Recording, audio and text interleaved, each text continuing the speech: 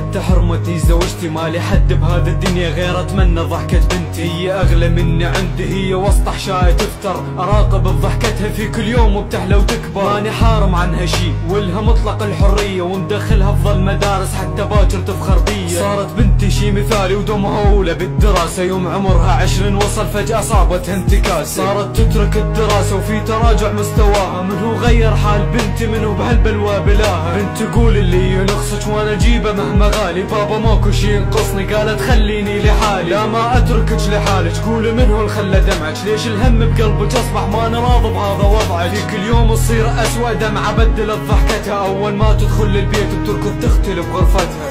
حيلي انهد وبابي انسيت، فيها صارت هذا قصة، ما قدرت اني انساها ولا منطن نفسي اي فرصة.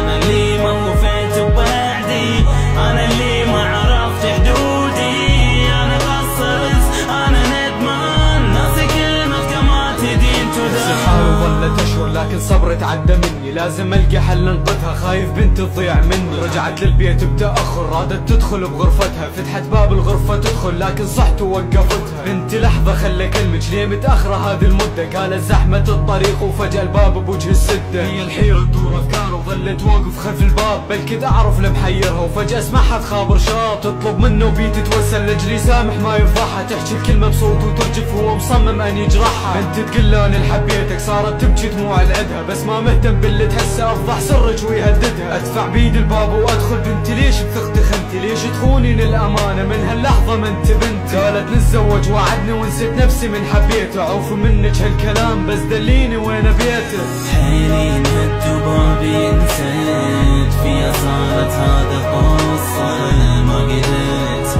اني انساها ولا منطن نفسي اي فرصة.